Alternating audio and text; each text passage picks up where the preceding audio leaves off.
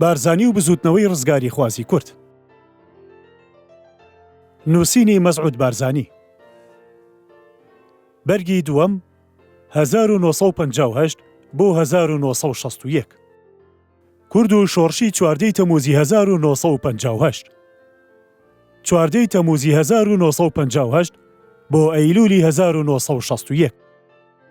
بەشی 12. سەرەتای تەنگژاوی بوونی نێوان بارزانی و عەبدولکەریم قاسم.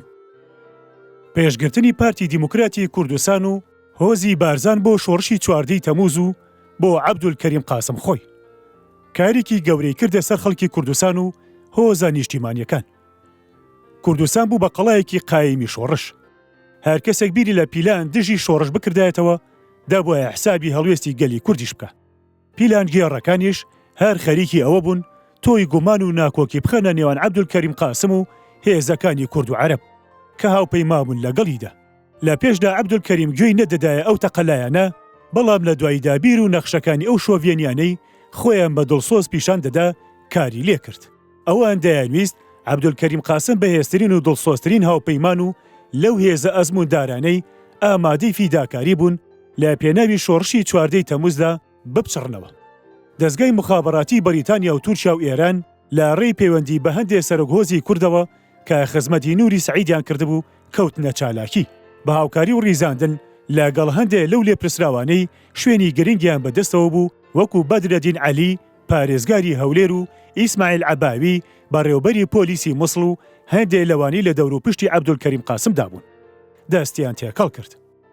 کاتێ بارزانی ساڵی 1958 لە سۆڤێت گەڕایەوە. عەبدولکەریم قاسم پێشنیاری کرد لاپەڕەیەکی نوێ بکاتەوە لەگەڵ ئەو هۆزانی دژی شۆڕشی 1945 بارزان چەکی نووری سەعیدیان هەڵگرت بوو.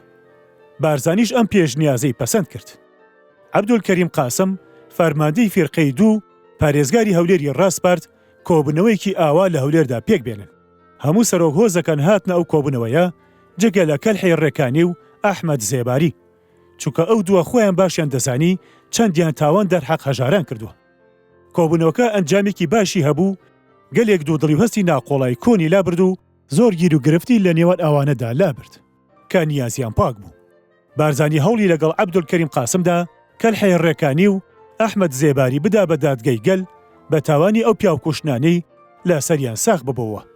ئەویش بەڵێنیدا، بەڵام دوایی پشتگوێی خست.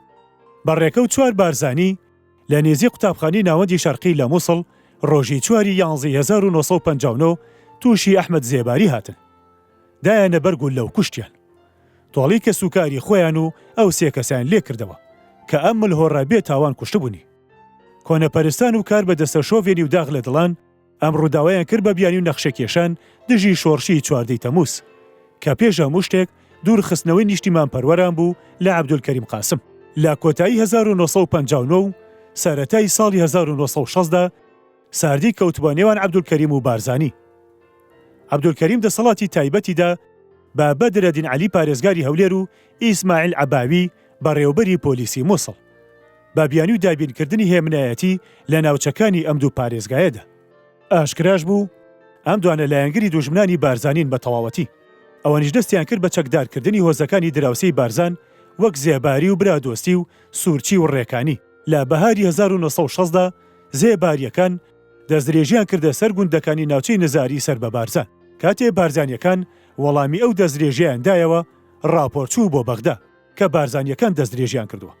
جا ئەم جۆرە سەڵ کاریانە زۆر بوون بێ ئەوەی حکومەت بەڕاستی بێوێ سنوورێکیان بۆ دابنێ. شێخ ئەحمەدی بارزان داوای لە عەبدولکەریم قاسم کرد لێژنەیەکی بێلایەن پێک بێنێ بۆ لێکۆڵینەوەی ئەم سەڵ کاریە چەکدارانەیەی ڕوویاندا بوو. عەبدولکەریم ئەم پێشنیازەی پەسەند کرد و لیژنەیەکی لێکۆڵینەوە چوو بۆ بارزان. لەلایەن بارزانیەکانیشەوە سادق دانرا بوو بە نوێنەریان. کاتێ سادق بەرەو ڕەواندز دەڕۆشت تاکو لەگەڵ لێژنەکەدا بڕوا بۆ ناوچەی دەشتە هێرت.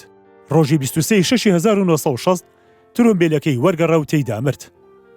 کاتێ لیژنەکە گەڕایەوە بۆ بەغدا و ڕاپۆرتە بێلایەنەکەی خۆیان پیشاندا کە پێچەوانەی ڕاپۆرتەکانی پێشوو بوو.